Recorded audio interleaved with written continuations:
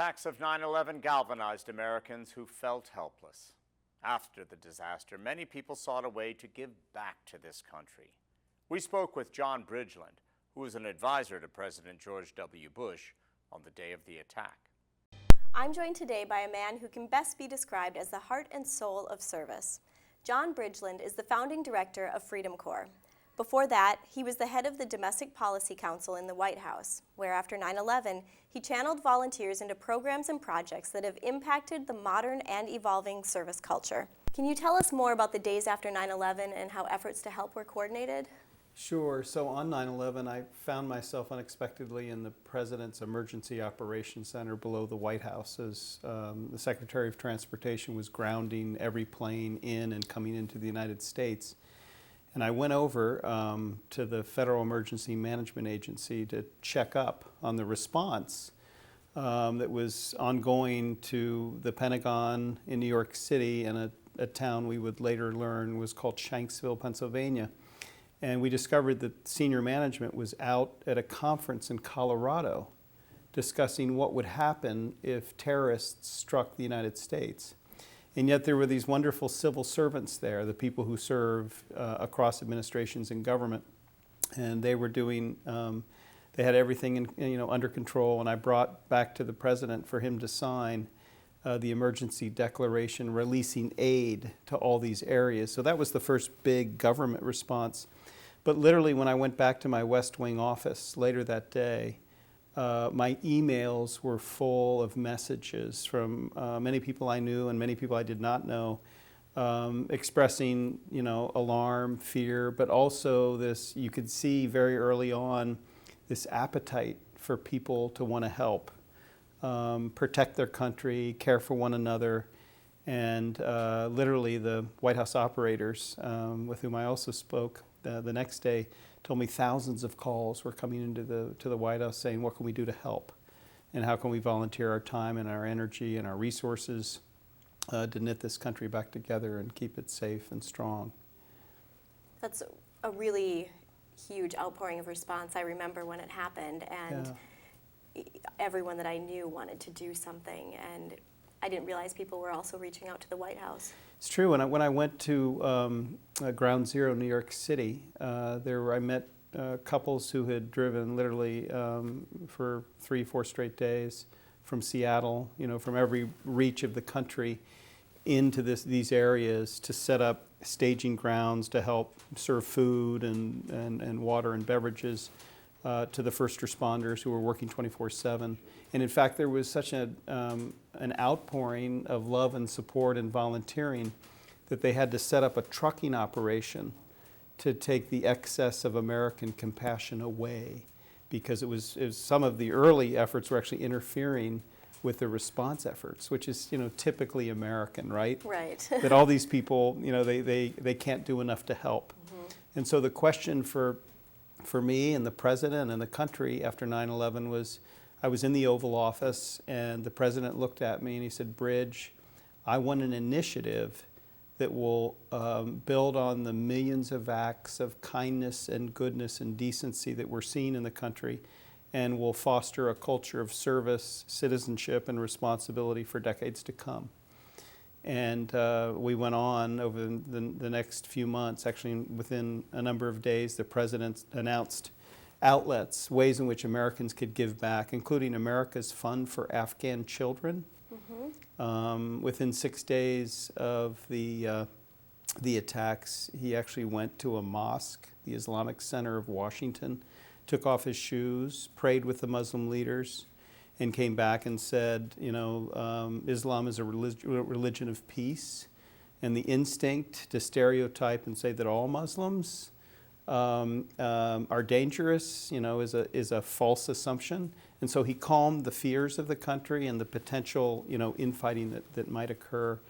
And within a couple of months, we had developed what became the USA Freedom Corps, which was an initiative that provided both full-time national service opportunities through programs like VISTA, Volunteers in Service to America, AmeriCorps, like City Year and Habitat for Humanity, Teach for America, the Peace Corps, and then a new Citizen Corps for Homeland Security. that mobilized doctors and pharmacists and dentists and emergency responders and volunteers to help in fire departments, police departments, to prepare for disasters of all kinds, including, unfortunately, at that time, we thought there would potentially be waves of additional terrorism. Right. So how did that program work? Did people come to sign up to a website, or did they call a number? They did. We actually discovered that there were about 5 or 6 existing clearinghouses. And what we wanted to do was to build a citizen-centered, single stop, for shopping, for volunteering. So we brought all convened the leaders of these clearinghouses in to the White House, and we ended up creating volunteer.gov. So you, Carrie, could go into that system, type in your zip code, Silver Spring, Maryland, and find a wide array. You could type in your interest, mentor or tutor a child, work to clean up a river or park, work in disaster preparedness and response. And you could find literally dozens of opportunities right next door. Or if you wanted, you could say, I want to work on malaria control in Rwanda. And you could go into that system and find nonprofit organizations that deploy Americans abroad, in that case to Rwanda, to work on malaria control. And the president's he's a results-oriented guy. And so every time I briefed him twice a week in the Oval Office, and he would ask me, how are we doing? And I could tell him where we were on the number of Americans who were serving in the Peace Corps, AmeriCorps Vista, the Citizen Corps, the Medical Reserve Corps, all these federally supported programs. But he said, how are we doing on volunteering? And we discovered that the government didn't collect regular information on volunteering. So we put in place, and it still is used every single year, the annual Volunteering in the United States Census report. Interesting. And so I can actually tell you, Carrie, that the year after 9/11, we expected volunteering to rise. But volunteering went from 59.8 million Americans, which was about 25 or 6% of the population, up to about 29 to 30% of the population, which is actually a very significant increase. And Americans sustained this spirit of giving and volunteering through about 2006. So 5 years after 9/11, the country was still had this outpouring of this volunteer spirit. And really, it knit us together as a country, across party, across religion, across race, across ethnicity. And frankly and sadly, I think about the times we're in now and how communities are ripping themselves apart over such things. And the election was even quite divisive.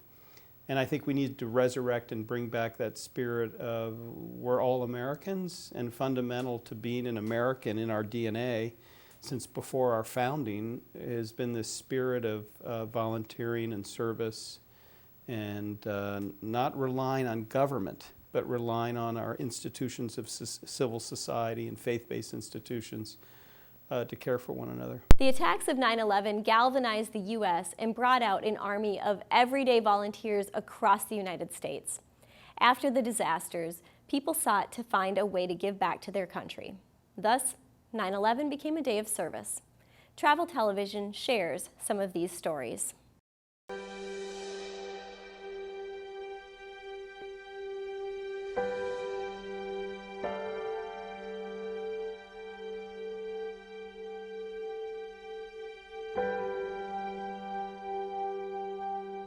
The reason we got through this to this point, not that we'll ever get over it, is because we work together, hand in hand.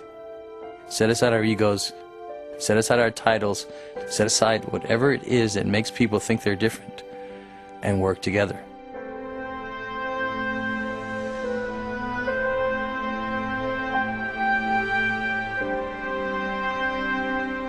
Ground Zero itself was sort of like the magnet. People got up and they said, I gotta be there. I have to be there.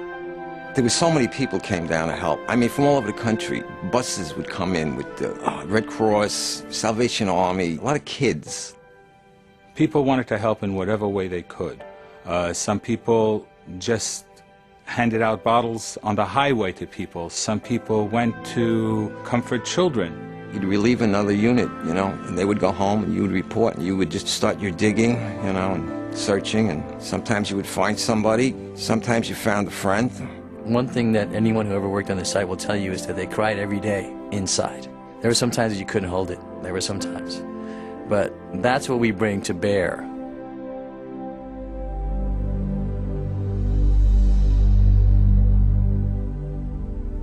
I think that's one of the things that makes America such a great country, is that, whenever such a tragedy like this happens, most people would expect America to be down and out, and be like so depressed and down on themselves. But if anything, it's actually the exact opposite. I got on my knees and I prayed and I asked the Lord, let me do something for these families.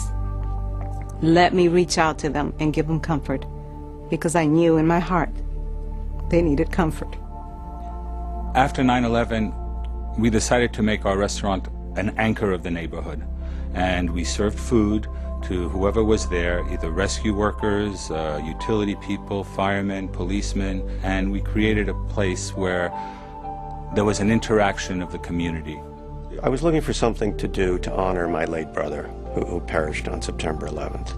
And so a close friend of mine had this idea about starting this organization that helps inspire people to mark September 11th as a day of service. My sister Wendy worked in Tower 1 in the World Trade Center, and unfortunately my sister did not make it on that day. I remember speaking to my friends from California and simply saying, imagine if we went to Afghanistan and we built a school there. What a kick in the head to Osama bin Laden. Basically, we got this huge plan, and we're going to walk from Rossford to Shanksville to Ground Zero, and we're going to do it in X amount of time, and we're going to try and raise X amount of dollars, and that's pretty much how the idea started. The mission of New York Says Thank You Foundation is every year on the 9/11 anniversary to take volunteers from New York City, send them somewhere in the country where they had a disaster, and rebuild something as our way of saying thank you for all the help we got after September 11th.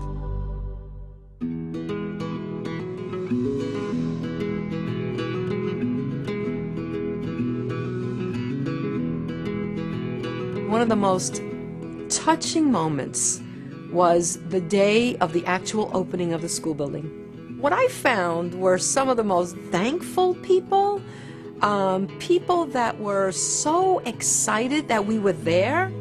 We raised over $17,000 for the September 11th memorials, both in Shanksville, Pennsylvania, and also in New York City at Ground Zero. Obviously, I felt that huge sense of relief, a sense of accomplishment.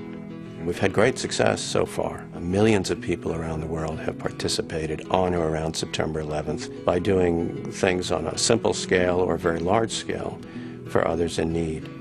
Quilts are very comforting.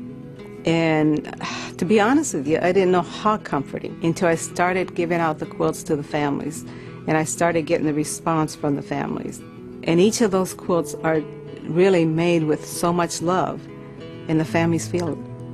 For the 9/11-2008 anniversary, we're going to do the country's largest barn raising. We're going to build a 14,000 square foot barn in Greensburg, Kansas, which was a town that was 95% destroyed by an F5 tornado last May.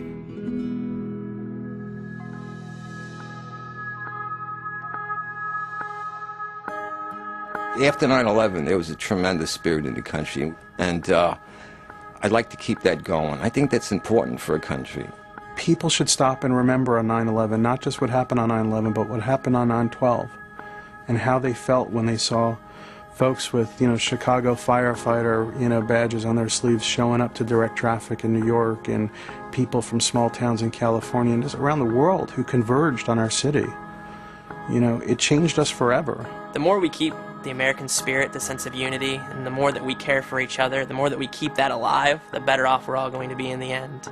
Our mission all along has really been to just capture that sense of unity and compassion that was so natural after September 11th, and build on people's inherent need to do something good for somebody else. When an individual helps with the well-being of a community, the individual is enhanced, and the community is enhanced.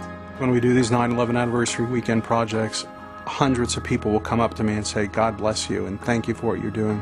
and I tell them, hey, you know, we're just doing what people did for us, and you want to thank me, show up at the next one. We just got to open that little door a little wider and have people know that, you know what, we can make a difference. There can be beauty from ashes. It's hard work, but it can happen.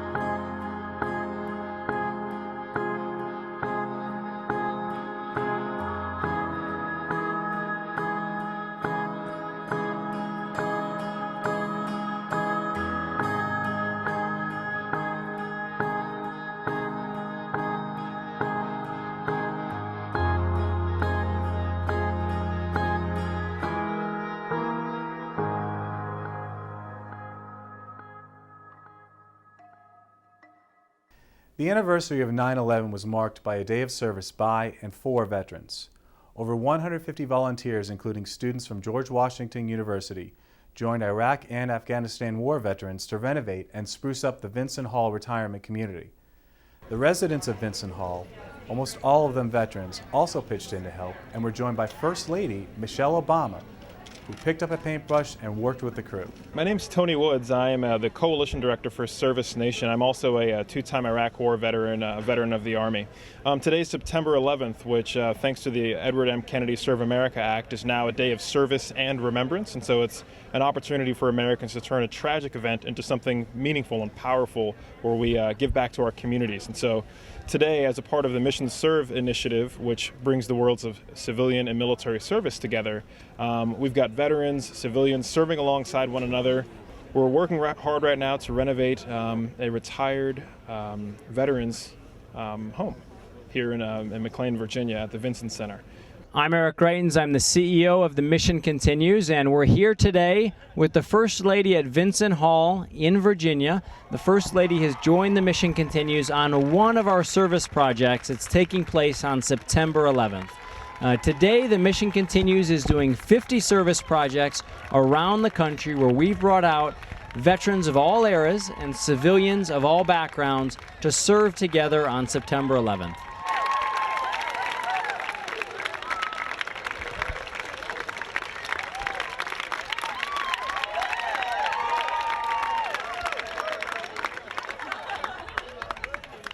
Part of our mission is to make sure that every veteran who comes home has the opportunity and the resources available to them to continue their service to our country by serving with nonprofits and charitable organizations and community organizations here at home where they are able to continue their mission of public service. We've involved volunteers in over 50,000 hours of service, and this day, September 11th, is marking the beginning of a 2-month campaign where we're going to continue to serve all the way through Veterans Day of this year.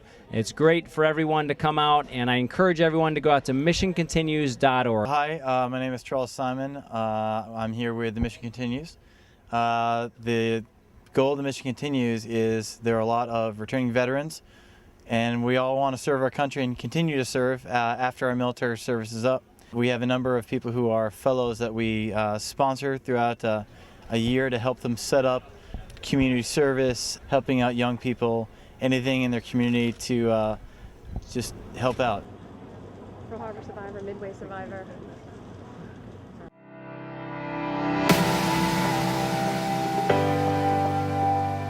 We're trying to clean up the stream segments that are located on Fairfax campus, and it is very important to do that and control the pollutions at the source. The Land Development Department of Facilities Management has been hosting these stream cleanup and campus cleanup events for the last couple of years.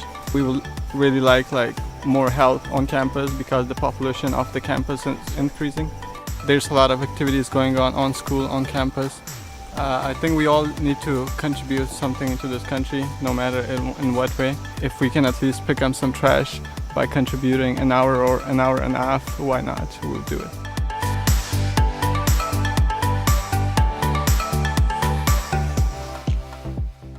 On Friday, the Office of Civic Engagement held a day of service in honor of those who lost their lives in the September 11th terrorist attacks. We are engaged in our annual Fall Days of Service around the 9/11 memorial, 15th anniversary of the 9/11 attack. So this whole weekend is dedicated to the victims of 9/11, and I just want to commemorate them in a way of giving back.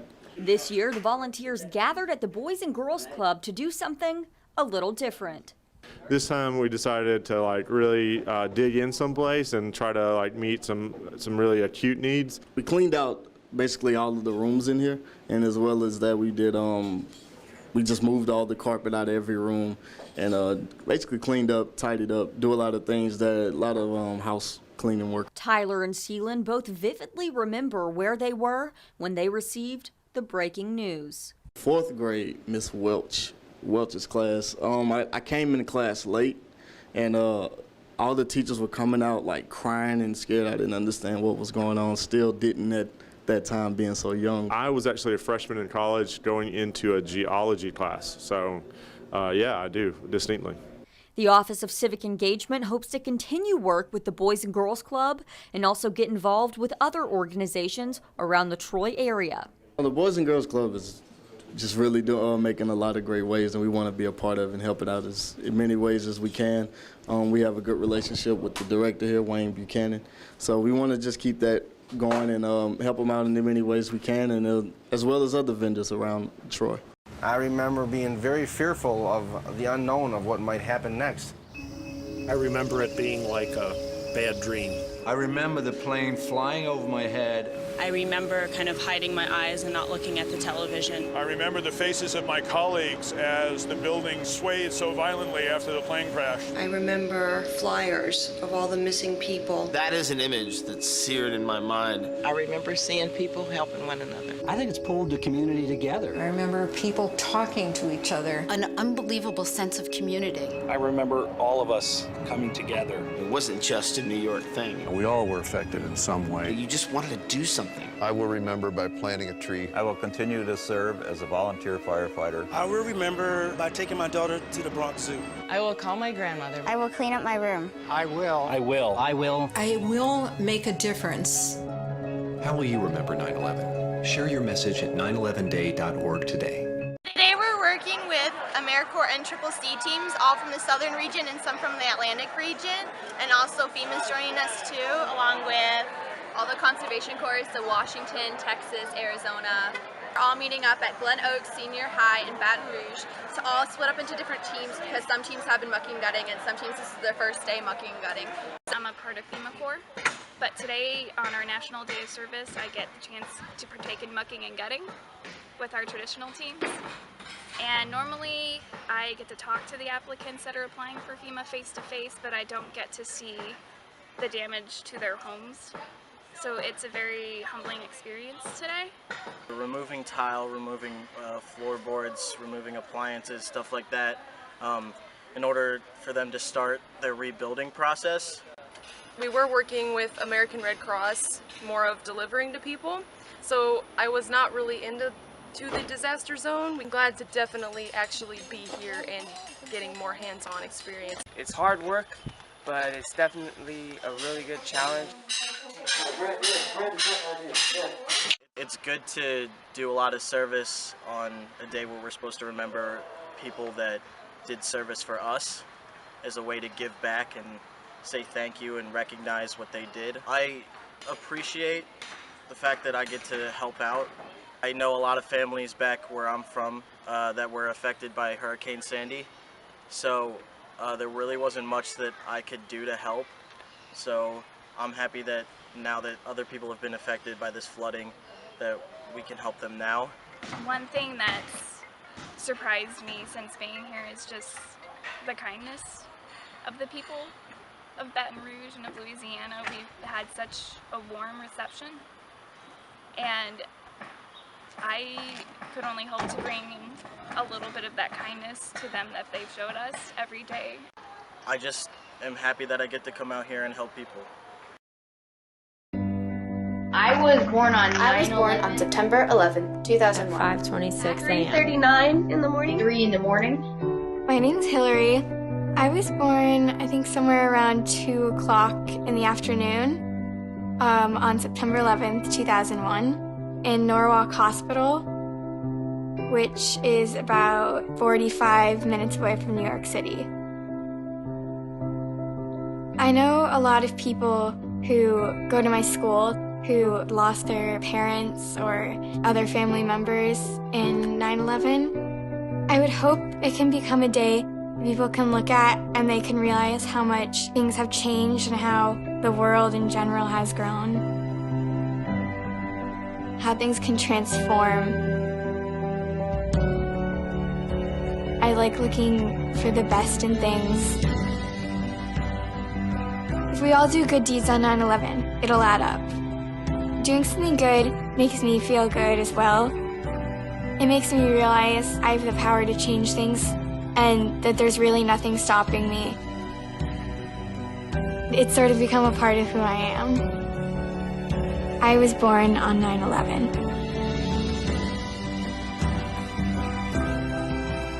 This 9/11 day, remember to do one good deed.